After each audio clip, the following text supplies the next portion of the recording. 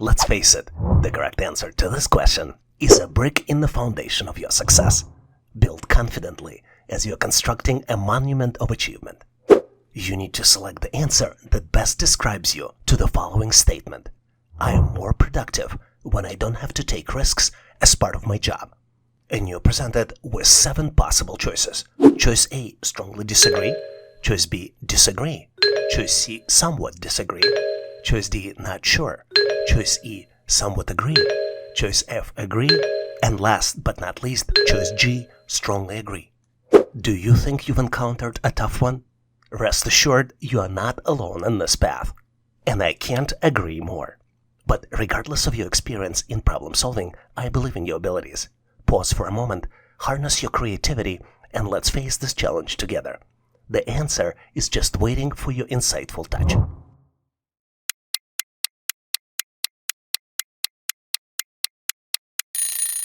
Are you prepared with your solution? I am curious to compare notes.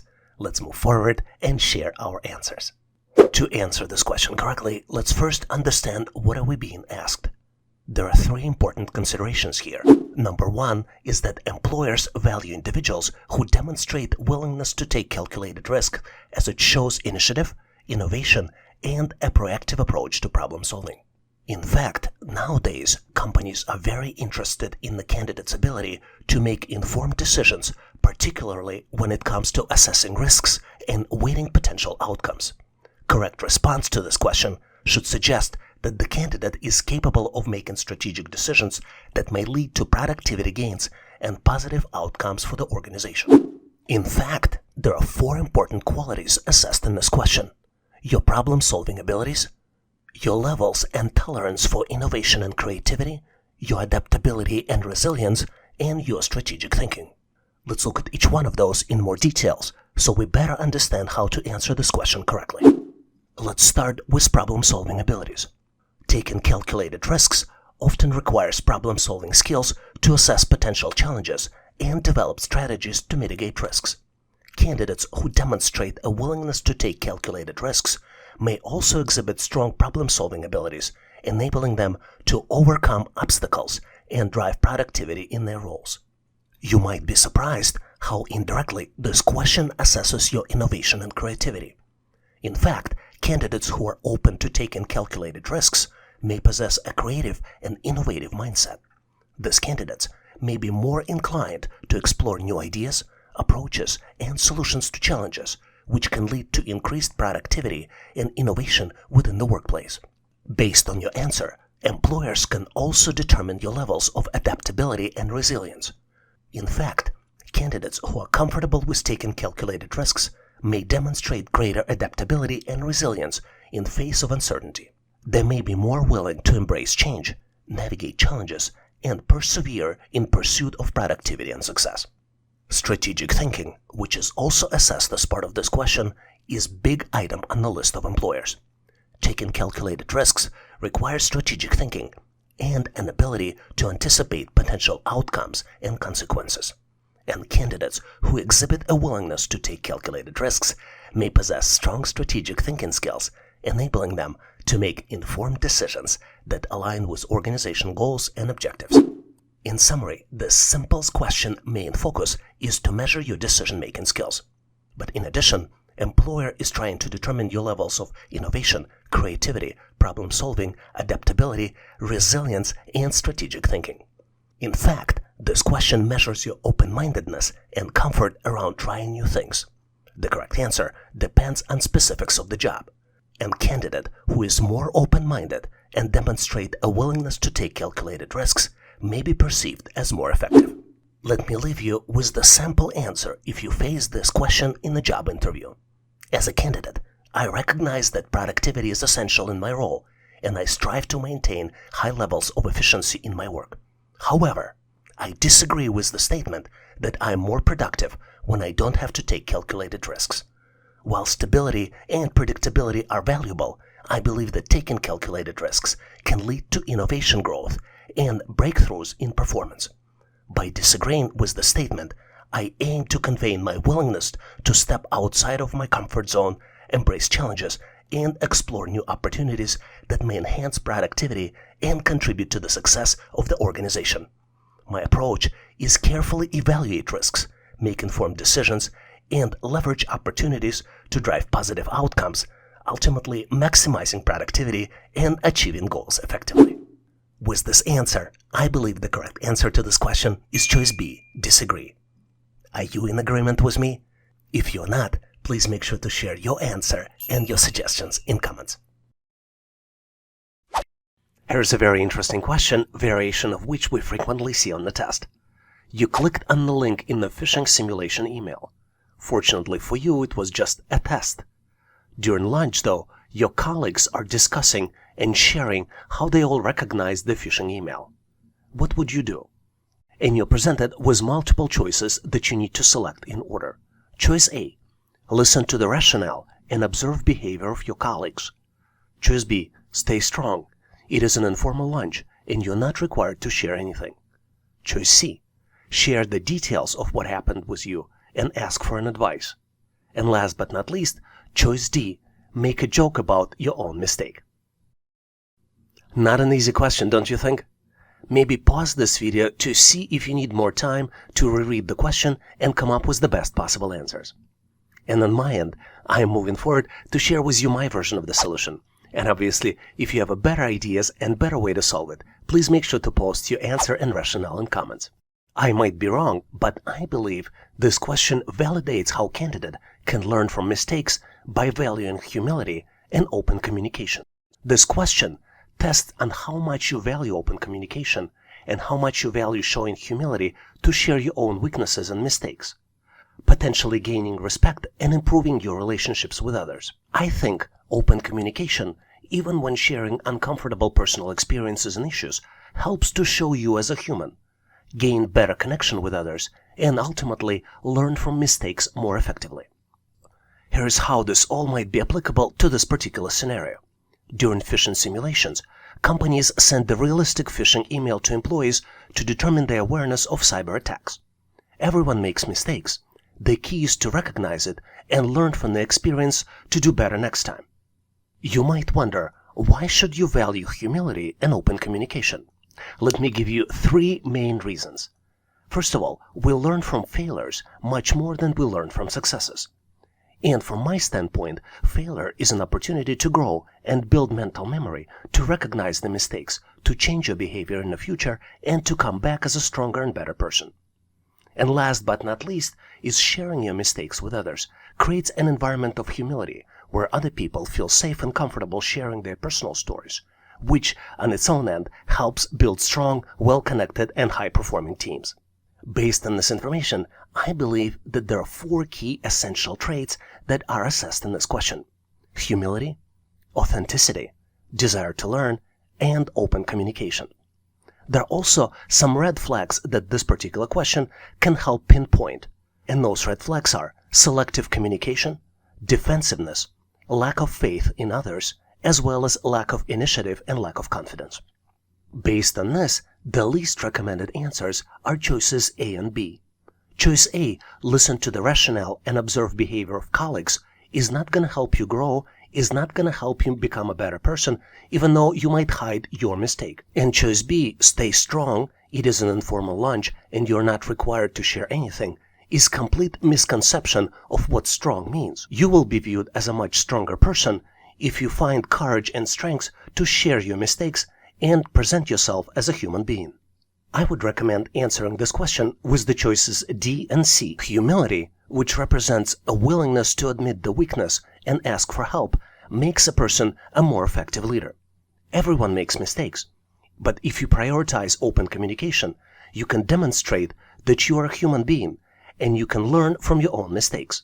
Making a joke about your own weakness is almost always safe and helps to create a safe environment for other people to share. So I would recommend you select choice D, make a joke about your own mistake, and choice C, share the details of what happened with you and ask for advice as an answer to this question.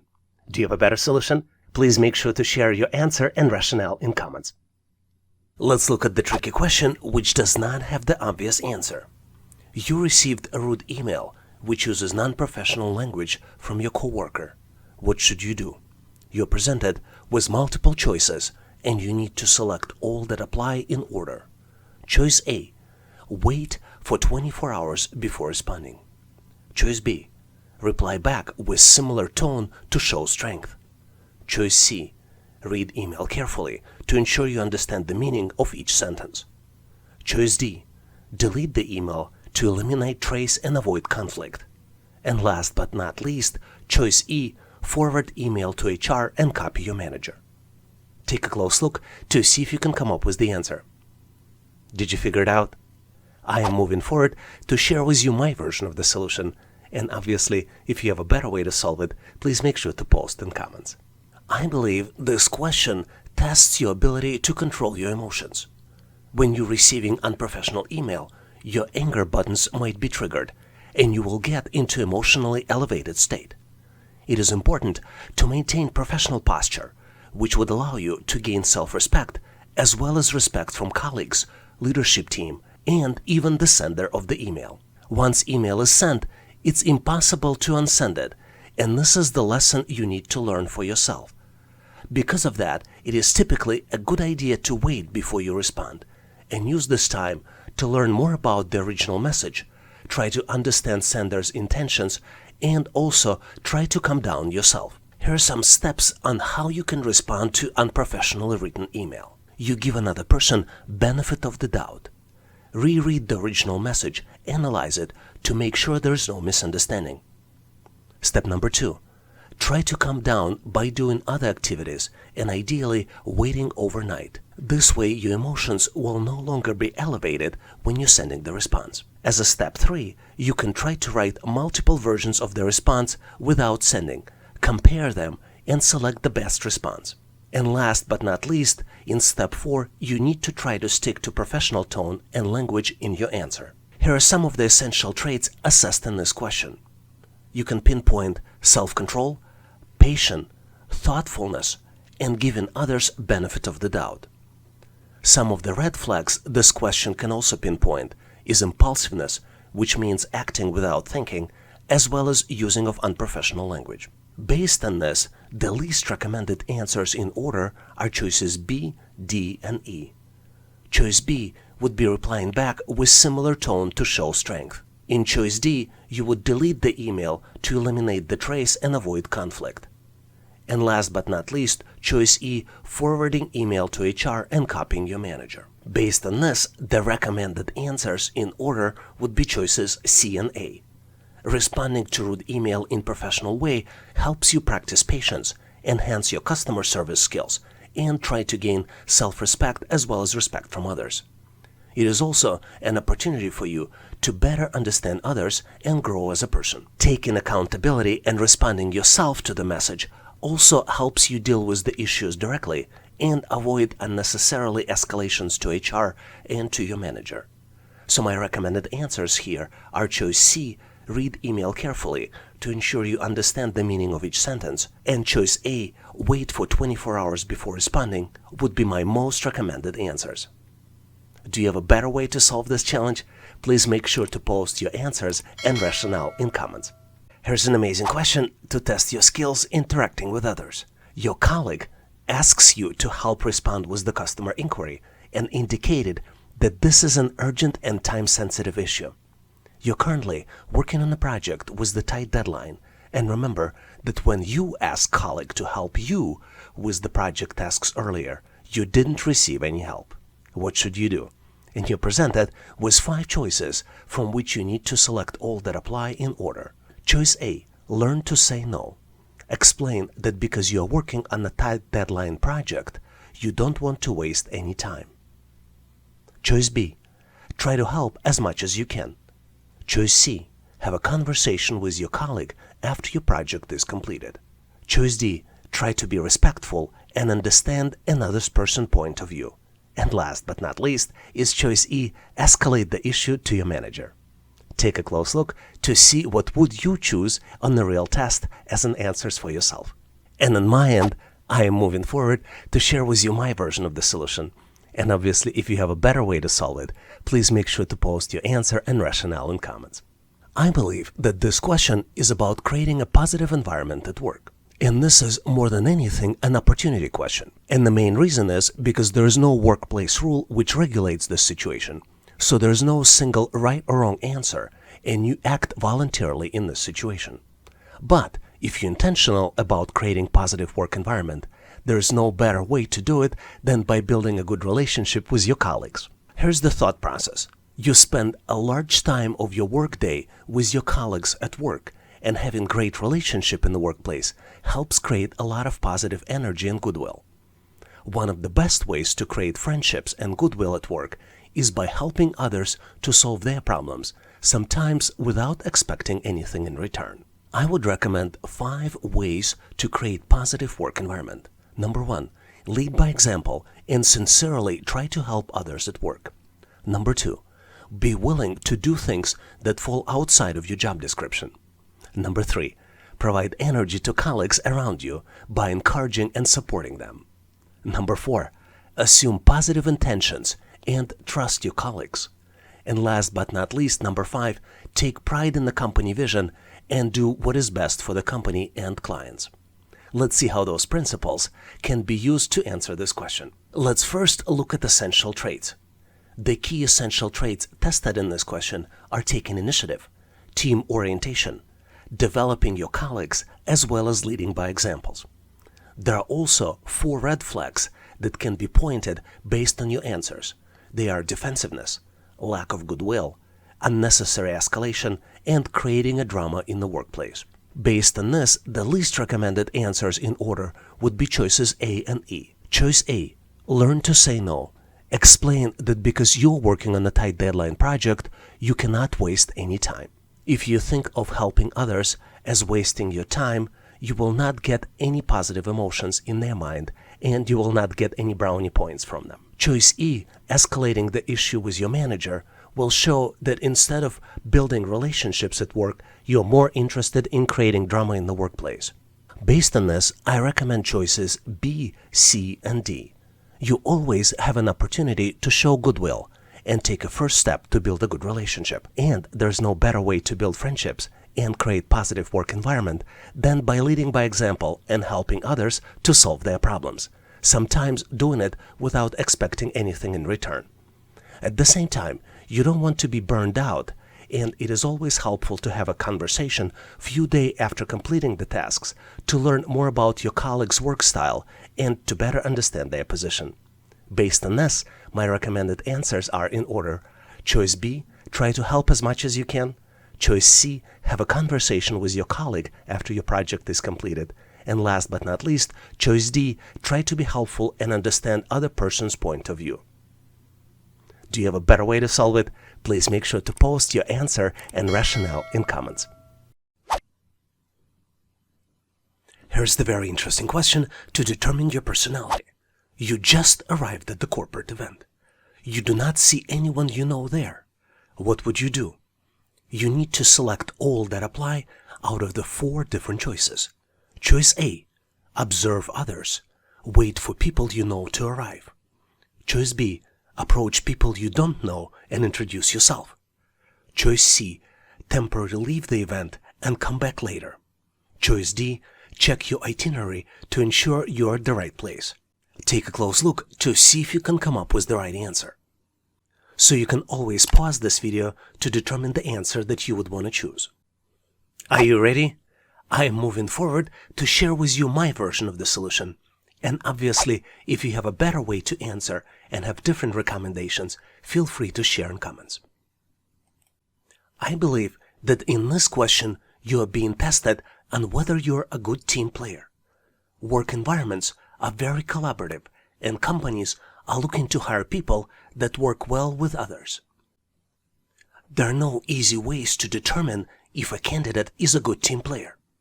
For example, recruiters do not screen for quality candidates, but mostly focus on technical skills and try to submit as many candidates as possible to increase their chances. More than 50% of resumes contain lies. Non-team players hide their resumes to look like A players. Questions on behavioral interview are not very revealing. References checks are generally worthless. This is why companies ask questions on the test that might help them to determine the right candidate. During the assessment tests, companies look for essential traits for the team players. They typically look if the candidate is social, if candidate adapts easily to difficult situations, if candidate tackles challenges with enthusiasm, and whether potential employee is a creative problem solver. They also look for the red flags, and typically red flags are that the candidate likes working solo, doesn't take initiative, and maintains a status quo. Obviously, with these types of questions, there is no right or wrong answer, but there is a least recommended answer which you can spot based on the red flags. Because red flags are that the candidate doesn't take initiative, afraid of unfamiliar situations, and passively maintains status quo, the choices to avoid might be choice A, observe others and wait for people you know to arrive, or choice C, temporarily leave the event and then come back later. Based on what we know, organizations are looking to hire people that are team players, that can introduce themselves and feel comfortable and confident in unfamiliar settings. One thing to keep in mind is that you always want to be honest and answer how you would behave. But you also need to understand that your behavior is unpredictable until you're actually in this particular situation. Are you sure you will never behave as the best version of yourself? Can you become intentional and be courageous even if you feel uncomfortable about the situation? Keep in mind that you can also change yourself and behave as a team player. Considering that team player traits are being social, being easily adaptable, and being creative problem solver, the most recommended answer here is choice B. Approach people you don't know and introduce yourself. Do you have a better version on how to answer this question? Please make sure to share in comments.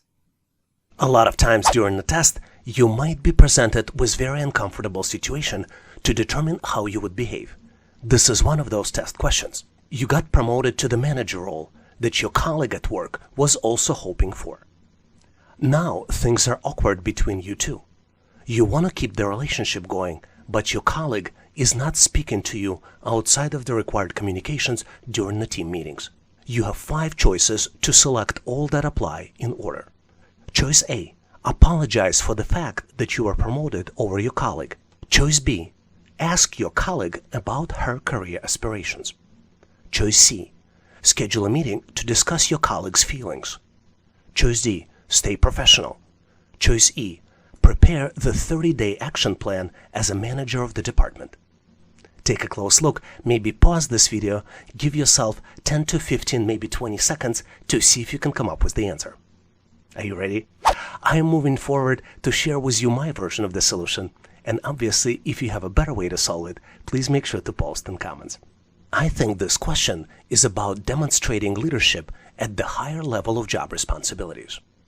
Let's take a close look. I think you cannot control other people's reactions to your promotion. Typically, the best candidate gets selected for the promotion if there is a competition within the department. Because of this, you should not feel bad that you were selected for the job, and instead of focusing on colleagues' feelings, you should focus on common goal of making department and the company move forward in the marketplace. I think your colleagues' reactions described in this question might be called stonewalling, which is one of the ways to demonstrate defensive behavior. Stonewalling means that the person shuts down when feelings are overwhelming during a conflict. Instead of looking inside and finding opportunities to get better and look forward at this experience as potential opportunity, especially when they can't do anything about the changed environment, and they find the blame in another person and mentally justify their behavior. Here are some recommended steps how you can respond as a leader in your department. You should not feel bad about what happened. You were selected for a promotion for a reason, and there is nothing to apologize for. Number 2, you should be empathetic, but do not try to please your colleague. Number 3, you should focus on the common goals for the department. You should build a plan to move forward, be a change agent, address all the issues that you've learned about when you were a peer with your colleague, and you should lead by example. Let's look at the key traits assessed in this question. I think the essential traits that are being assessed are empathy, leading by example, and genuinely try to help others. There are also some red flags that this question is trying to look for. For example, feeling guilty and focusing on feelings instead of work deliverables. Based on this, I think that the least recommended choices in order would be choices A and C. Choice A, apologizing for the fact that you were promoted over your friend, and choice C, schedule a meeting to discuss your colleague's feelings. I would say that the most recommended answers would be choices D, E, and B. I think staying strong and maintaining professional behavior is always a good strategy, which gains you respect from peers, management, and company's customers. Instead of focusing on feelings of another person, you should focus on common goals for the department to advance your organization, and do it by building an action plan. At the same time, you should genuinely try to help your colleague to advance and ask her about her career aspirations.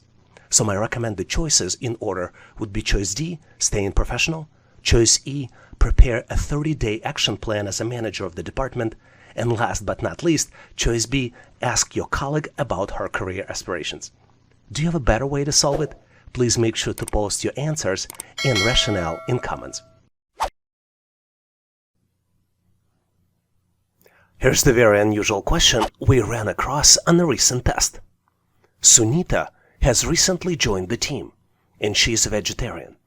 Very frequently, you observe that during team lunches, Sunita feels very uncomfortable around Kevin when Kevin discusses his recent hunting trips in great level of details. What should you do? You need to select all that apply in order. Choice A, do nothing. There is no issue, and even if there is, it should be resolved between Sunita and Kevin. Choice B, you should support Sunita by mentioning to her that it is totally normal since Kevin worked for a company for a long time and always shares his hunting stories. Choice C, you should informally mention to Kevin about Sunita's reactions next time you meet with him one-on-one. And last but not least is choice D, you should escalate the issue with your manager. Do you know what you would choose if you were presented with such a test? Give yourself a little bit of time, maybe 15 to 20 seconds, to see if you can come up with the solution. On my end, I am moving forward to share with you my version of the answer. And obviously, if you have a better way to solve it, please make sure to post in comments. What is interesting about this question is that it's not about Sunita and Kevin, but rather this is the question about you and how you would behave in this particular situation. Another important factor is that there is no legal or professional requirement on how to behave in this particular situation, because you always have a choices.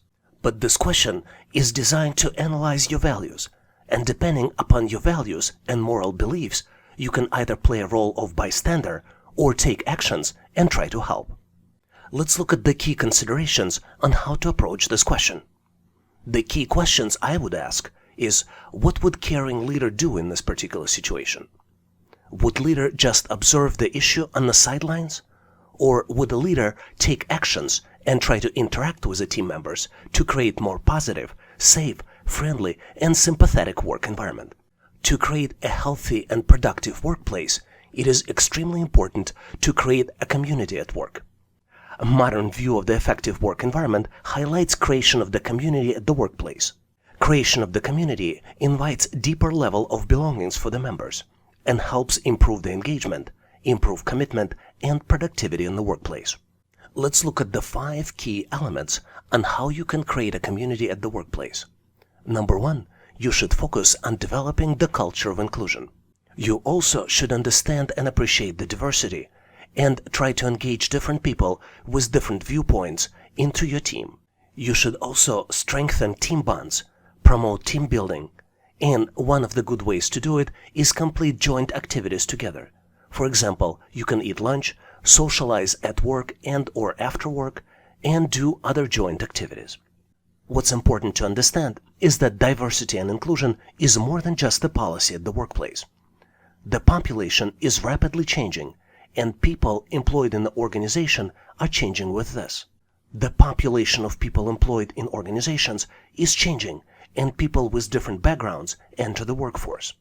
The key benefit of having diversity and inclusion is that equitable employees outpace their competitors by respecting unique needs and variety of perspectives of all team members. The benefits of diversity and inclusion can be summarized by higher productivity at work, increased employee engagement and trust, new perspectives and innovation, better decision-making inside and outside of the organization, and stronger business results and profits. Understanding all of these aspects help us understand the traits tested on this test. The essential traits are doing the right thing and taking action as a leader, understanding cultural differences, as well as sincere appreciation of the diversity. Let's analyze key choices and considerations when answering the question. You're presented with the choice to be a bystander and do nothing, but you also can do a right thing as a leader even though it might be uncomfortable. You can also try to maintain the status quo and just calm down Sunita by telling her that it is okay since it always was like that. You can also behave as a true leader and show true appreciation of diversity and inclusion benefits. You can take uncomfortable step and grow as a leader yourself, which would help attract and keep the pipeline of talented team members into the organization. So what are the red flags that this question helps to uncover? Number one is it helps uncover people that try to maintain status quo versus being a change agent. It also helps detect people that are uncomfortable in promoting the change. You can also detect people that are being afraid of conflict that is required for the change. And also you can eliminate people that have lack of understanding of diversity and inclusion principles. Let's look at considerations for the internal compass of the person answering the question. It is almost effortless to take the easy route and behave in politically correct way, but you can also take a lead and do the right thing. The true leader always goes with what heart is telling her and him and does the right thing. In addition, by mentioning to Sunita that she should get used to it because it is always the way it was, you will not be able to comfort her, since she most likely will continue to be uncomfortable. Leaders often play a role of the change agent in the organization and are not afraid of the conflict that might be required for a change. Based on this analysis, I think the choices to avoid are choices A, B, and D. Choice A, do nothing. There is no issue, and even if there is, it should be resolved between Sunita and Kevin. Choice B, you should support Sunita and mention to her that it is totally normal since Kevin worked for a company for a long time and always shared his stories. And last but not least choice to avoid is choice D. You should escalate the issue with your manager. I know you might disagree, but I am of the opinion that there is nothing here in this situation that might require manager engagement. Based on this analysis, I think that the recommended answer here is choice C. The goal of every organization is to create a safe, positive, and caring work environment where team members feel comfortable, enjoy working together, and have opportunity to reach their full potential. Some issues can't be solved through organizational policies or escalations to the managers, but rather these issues require a help from true leaders who understand cultural differences, appreciate diversity, and are not afraid to speak up and share their opinion. Based on this, I think the recommended answer here is choice C. You should informally mention to Kevin about Sunita's reaction next time you meet with Kevin one-on-one. The assumption here is that Kevin will recognize the uncomfort he is causing to Sunita and will stop sharing the stories when Sunita is present. Do you have any other suggestions on how to answer this question? Please make sure to post them in comments. Here's the very interesting question we frequently see on the test. You recently overheard conversation between two people in marketing department about the potential change in the remote work policy, which would require everyone to start coming to the office daily. Currently, you are only required to come into the office 2 times per week. You are very concerned about this potential change since you are taking care of elderly parent living with you. What should you do next? And you need to select all that apply in order. Choice A, immediately schedule a meeting with your manager. Choice B, call HR and confront them about the potential change. Choice C, wait until the next day before taking any actions. Choice D, discuss the issue with your colleague who has connections with the leadership team. And last but not least, choice E, start researching alternative elderly care options. Do you know the answer? take a close look, maybe pause this video so you can analyze the question and come up with the right choices. Hopefully you've made your selections, because I am moving forward on my end to share with you my version of the solution. And obviously, if you have a better way to solve it, please make sure to post in comments. Let me start with the key considerations, an analysis of the facts.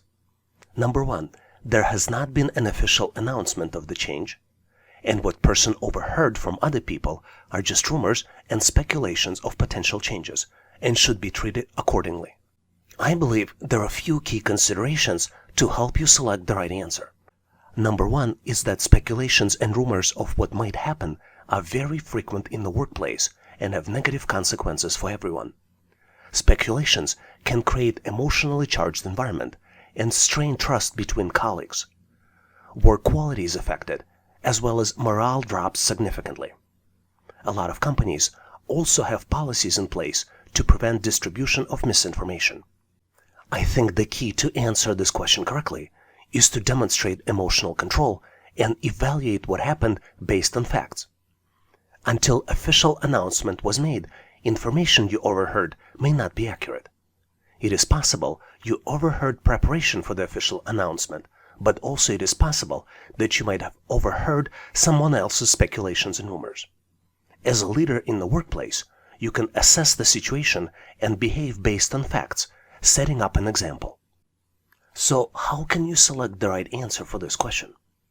As a leader, you always have an opportunity to evaluate the situation and calibrate your response. Basically, recognize and balance. First of all, you need to evaluate trustworthiness of the sources and if they represent official information. You also need to be able to understand what are available facts. If necessary, you need to gather more information, but without creating anxiety in the workplace. You also always have an opportunity to review alternatives and understand the worst-case scenario. This question also evaluates you on self-controlling your emotions. Because the outcome of the potential change is very important to you, it is very easy to get emotional. But it is unclear if the change is going to take place, since there was no official announcement yet, and it is possible you just overheard rumors and speculations. The best way to approach this situation might be to practice self-control and plan your response instead of reacting emotionally. Considering all this, let's look at how to develop a better self-control, because it is very important in answering this question. To better control your emotion, you need to pause to understand what just happened. Some experts recommend pause for 24 hours or longer. It is also important to focus on the things that you can control. In case potential change is implemented, how bad is it going to be? A lot of times, the worst-case scenario is not catastrophic. And then the last but not least technique, the one which I like the most, is focusing on the positive aspects of the change. Are there anything positive that might happen after the change is implemented? Can you focus on that? I believe that essential traits tested in this question are emotional self-control, stress management, optimism, and maintaining positive attitude, as well as ability to adapt to changing environments and leading others by personal example. Let's look at each one of these traits in more details. Self-control is the ability to navigate through difficult situations without losing the focus. Your ability to maintain anxiety allows you to manage your stress and control impulses and monitor and self-assess your emotions. Positivity in the workplace is contagious, and optimistic leaders are able to pursue goals even when they are faced with a lot of obstacles. Change is an essential part of the workplace, and leaders that are able to adapt to the change quickly and remain flexible in the changing environment make better decisions and more valuable to the organizations. I also believe that based on your responses, this question can uncover some red flags in your thought process. Those red flags might be impulsiveness in responses, inability to differentiate facts from rumors and speculations, and creating a drama in the workplace. Some leaders think that time is of the essence, and they believe that they need to move quickly to respond, instead of evaluating the facts and gathering more information. Impulsive behavior typically limits analysis of the information before acting and makes people act without thinking about the consequences. Most of the time, people that demonstrate impulsive behavior, as well as people that do not know how to handle emotionally charged situations, create drama in the workplace. Based on this, I believe choices A, B, D, and E are the choices to avoid. Choice A: immediately schedule a meeting with your manager. You do not have enough information to schedule a meeting with the manager since there are no facts to discuss. Choice B: call HR to confront them about the potential change. Very similar situation, you might be creating a drama without evaluating the facts. Choice D: discuss the issue with your colleague who has connections with leadership team. Colleague may not know anything about this, and approaching the colleague with this information will just spread the rumors. And last but not least, choice E: start researching alternative elderly care option. Even though this is always a good thing to do to have a backup plan, at this point it's not justified to spend time doing this activity. Companies are looking for leaders with strong emotional self-control that can deal with challenges, maintain focus, and navigate challenging situations. Postponing actions and response until factual information is available is the best choice in a lot of situations. By practicing self-control, you can also create a precedent in the workplace and set a good example for your colleagues. So based on this information, my recommended answer is choice C: wait until the next day before taking any actions. Do you have a different thought process or different choices that you would recommend? Please make sure to post your answers and suggestions in comments. Here's the very interesting question you might frequently see in the recent tests. During virtual meeting, one of the participants is actively consuming lunch, which creates a lot of frustration for you since you can't concentrate.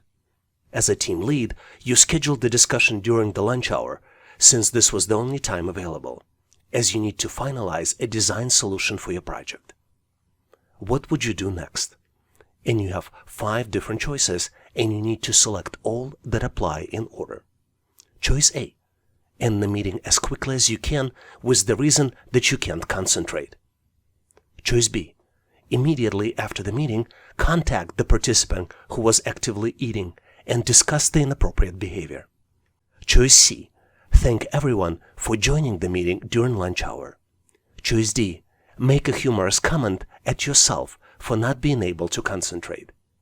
And last but not least, choice E: meditate after the meeting to calm down and practice meditation on how to concentrate better. Not an easy question, would you agree? Give yourself a little bit of time to see if you can come up with the solution. And on my end, I'm going to move forward and share with you my version. And obviously, if you have a better way to solve it, please make sure to post in comments. When sharing with you my answer, I need to acknowledge that everyone is different, and your choices for this particular question might be different as well. What's interesting is that this question doesn't have a single obvious answer and is designed to test your particular personality. Multiple complex aspects of personality and leadership are tested in this question. There is no obvious answer, but solution to this challenge might be guided based on a few considerations. As you're probably well aware, virtual team meetings became a reality of corporate work after COVID-19. And even though remote work provides more flexibility to people, for example, it eliminates the commute, some aspects of remote work make it more stressful. For example, reaching alignment on an issue, or resolving a critical problem, or meeting a deadline. Due to the isolation, it is also much easier to experience high level of anxiety, irritability, and reach burnout during the remote work. Companies recognize this trend and train their leaders to respond to remote work challenges. They also test job candidates to make sure they possess necessary traits. To successfully answer this question, I recommend practicing servant leadership and try to understand and appreciate other team members when answering this question. I believe that the key themes tested in this question are sympathy, appreciation, and self-control. Obviously, there are multiple different ways to look at this issue, but in general, candidates for the leadership positions are regularly tested on the sympathy and appreciation skills needed for the position. Conflict in this question is created since team lead scheduled a meeting during the lunch hour. All participants choose to spend lunchtime with the team lead to help him or her to solve the problem and meet the deadline. Team lead in this question has multiple ways to demonstrate appreciation to other team members. For example, team lead can change the mental message about what's happening. Another thing, unless others complaining, team lead can control reactions and emotions. In addition, in the described scene, since meeting is scheduled during the lunch hour, it is expected that the people will consume lunch during this time. And also, leaders are expected to demonstrate sincere appreciation of people joining the meeting during lunch hour to help meet the deadline. People in leadership position can demonstrate better leadership and lead by example. Some behaviors, though, might be considered non-professional. For example, abruptly ending the meeting for no reason or non-justified reason. Another thing, creating a drama and contacting an employee to discuss perceived inappropriate behavior.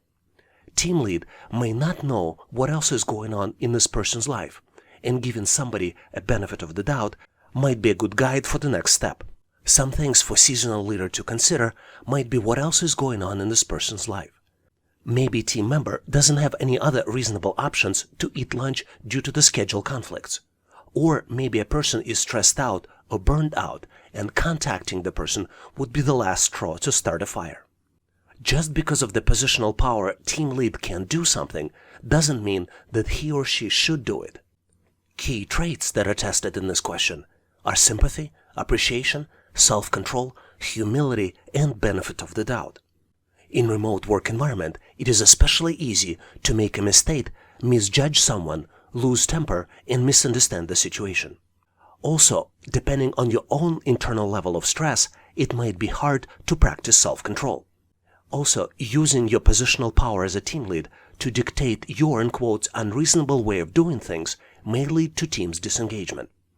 In remote work environment, it is especially hard to know what else is going on in team members' life, and it is very easy to misjudge and make a mistake. I believe that the red flags this question is looking for is lack of appreciation for team members, mismanagement of anger and frustration, and unreasonable and unjustified use of positional power. And here's why these traits are red flags. Leaders who acknowledge and appreciate their team members will have a happier and more motivated workforce. It's important for people leader to be able to balance their emotions and practice self-control. Sometimes using positional power is justified, but it is unwise for a leader to create a conflict and lose control based on the fact that someone is consuming lunch during the lunch hour scheduled meeting. In addition, also making a humorous comment about yourself and acknowledging an individual personal issue can a lot of times discharge tense situation. Based on all of this information, the least recommended answers might be choices A and B. Choice A, ending the meeting as quickly as you can with the reason that you can't concentrate, may not be a good choice. And choice B, immediately after the meeting, contacting the participant who was actively eating and discuss the inappropriate behavior, may be unreasonable and unjustified use of positional power. Considering sympathy, appreciation, self-control, humility, and benefit of the doubt being essential traits for a good leader, I would recommend choices C, D, and E being the most recommended answers. The goal of a leader is to demonstrate servant leadership, appreciate everyone joining the meeting, and focus on the end goal for the discussion, which is finalized design for the solution. Based on this, my recommended answers are in order. Choice C, thank everyone for joining the meeting during lunch hour. Choice D, make a humorous comment at yourself for not being able to concentrate. And last but not least, choice E, continue improving yourself and meditate after the meeting to calm down and practice meditation on how to concentrate better. Do you have any other suggestions? Please make sure to post them in comments. Here's an interesting question you frequently see on the test. Manager called you into her office and shared with you the complaint she received about you browsing non-business related sites in the workplace. You did use company's equipment to download some materials from the internet recently. What will you do next? And you need to select all that apply in order.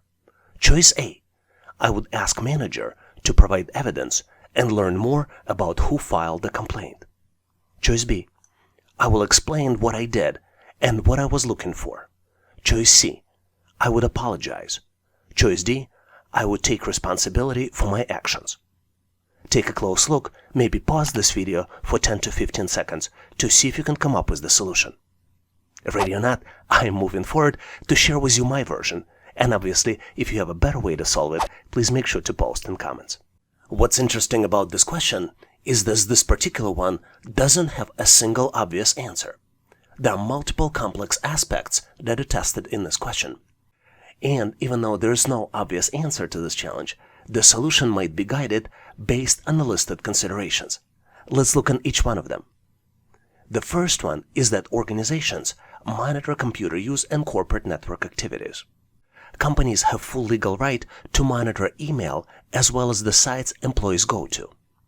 Companies discourage personal use of the computers by employees for many different reasons. And there are special policies on accessing inappropriate content using companies' equipment.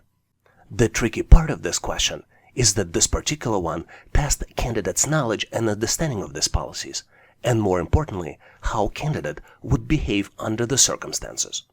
Let's look at the personal use of the business equipment first. Companies typically provide computers for use to their employees, but there are a lot of challenges with personal use of the business equipment. There are also consequences for using it to conduct inappropriate business activities. So, what are the typical personal uses of companies' computers? We can list 5 main categories: make online purchases, send personal email, playing games on company's computer, downloading non-work related materials, and downloading and installing non-work related software.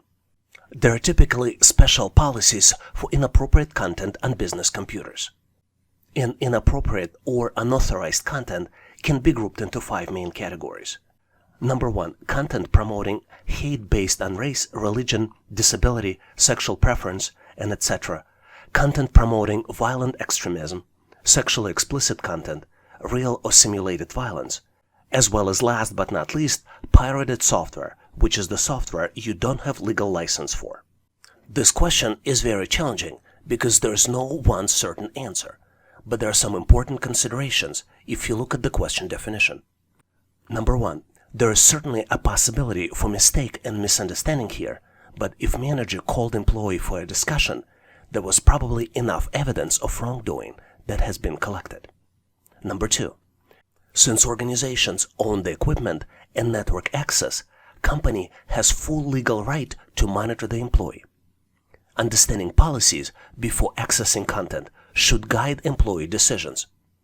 And last but not least is that inappropriate access can be detected by computer monitoring tools as well as reported by coworker. I believe in this particular question, candidate is tested on 4 essential traits: honesty, trustworthiness, professional behavior, and in compliance with company policies. This question only implies that employee downloaded content and doesn't indicate if the content was appropriate or not. It only shows non-business related sites in the workplace, which does not necessarily indicate an inappropriate content. Another important consideration is that there is always a possibility for a mistake and misunderstanding, like with everything in life. Role of an employee here is to provide facts and support the investigation. And the best strategy is to know the policies before using company's equipment and to follow those policies. Based on the listed answers, there are certain red flags that employee is tested for. Number 1, employee becoming defensive. Number 2, attempts to hide what happened. And number 3, attempts for revenge with someone who reported the employee. Based on these red flags, I think the least recommended answer is choice A. I would ask manager to provide evidence and learn more about who filed the complaint. And here is my recommendation for the most recommended answer. I believe that the goal here in this question to demonstrate leadership and take responsibility for your actions. And this is true not just in question, but in life as well. If you did something unknowingly, not knowing if it is prohibited by the policy, it is always a good idea to apologize. So my recommended answers in order are choice D, I would take responsibility for my actions. Choice B, explained what I did and what I was looking for. And then last but not least, choice C, I would apologize. Do you have a better solution for this question? Please make sure to post your answers as well as thought process in comments. Thanks for watching. I really appreciate you for helping us to become one of the largest YouTube channels to help people become smarter, increase your IQ, and to pass any test. If the content of this video was helpful, please make sure to click the like button to help YouTube algorithm promote this video and help other people to find it faster. Giving us a like is also a way for you to tell us that you need more content like this, and when you tell us, we will deliver it for you in the future. For links to free and premium resources, please check the description and comments of this video. You can also go directly to our website, howtoanalyzedata.net, to download the materials related to this topic. I really appreciate your endorsement, support, and patronage of this channel. And thank you for considering to become a member and considering to subscribe. Please leave feedback, suggestions, or corrections in comments. And all the best on your journey. I'll see you in my next video.